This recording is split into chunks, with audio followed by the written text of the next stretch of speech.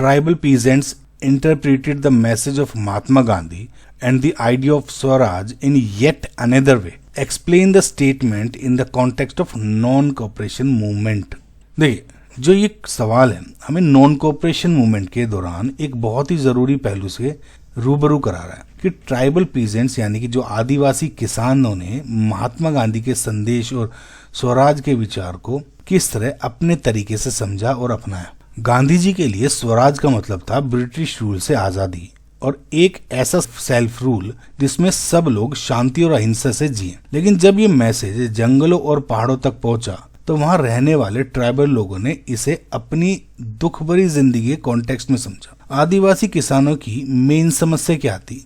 उनकी समस्या ब्रिटिशर्स की फॉरेस्ट पॉलिसीज थी। ब्रिटिश सरकार ने बड़े बड़े जंगलों को बंद कर दिया यानी रिजर्व फॉरेस्ट बना दिया। इसका नतीजा ये हुआ कि जो ट्राइबल लोग जंगलों में जाने, जानवरों को चराने और फल फूल इकट्ठा करने की आजादी खो चुके थे और शिफ्टिंग कल्टीवेशन यानी झुम खेती जो उनका परंपरागत तरीका था उस पर रोक लगा दी गई। जब उनकी रोजी रोटी यानी लाइवलीहुड छिन गया तो उनका स्वराज का मतलब गांधी जी के पॉलिटिकल स्वराज से थोड़ा अलग हो गया। उनके लिए स्वराज का मतलब था जंगलों में वापस अपनी आजादी हासिल करना, कि वो बिना किसी रोक टोक के जंगल से रिसोर्सेज का इस्तेमाल कर सकें और उनकी इज्जत और परंपरा बची रहे। दूसरी बड़ी प्रॉब्लम थी बेगर।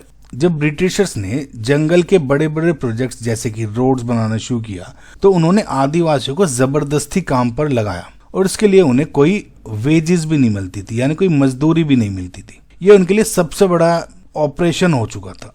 जब उन्होंने गांधी जी के नॉन कोऑपरेशन के मैसेज को सुना तो उन्होंने इसे इस तरह से इंटरप्रेट किया कि स्वराज का आना मतलब है बेघर का खत्म हो जाना। उन्होंने ये सोचा कि अगर वो ब्रिटिश ऑफिसर्स के साथ कोऑपरेट करना बंद कर देंगे उन्हें बेघर नहीं करनी पड़ेगी। देखिए, आदिवासी लोग गांधी जी के अहिंसा के फिलॉसफी को पूरी तरह नहीं अपना पाए। उनके दिमाग में स्वराज लेने का मतलब था जुल्म के खिलाफ हिंसा को इस्तेमाल करना।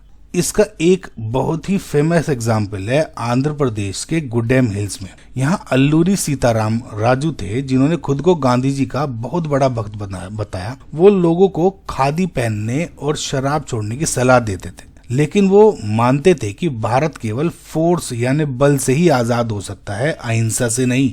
तो उन्होंने गोरिल्ला वॉरफेयर का रास्ता चुना। उन्होंने पुलिस स्टेशंस पर हमले किए, ब्रिटिश ऑफिसर्स को मारने की कोशिश की और अपने स्वराज की लड़ाई को वायलेंट तरीके से आगे बढ़ाया। तो बच्चों, नॉन कोऑपरेशन मूवमेंट के दौरान अलग अलग ग्रुप्स के लिए स्वराज का मतलब कितना अलग था। ट्राइबल पीजेंट्स के लिए ये सिर्फ पॉलिटिकल फ्रीडम नहीं थी बल्कि जंगल में आजादी, बेघर से मुक्ति और अपनी परंपराओं को बचाने की लड़ाई थी।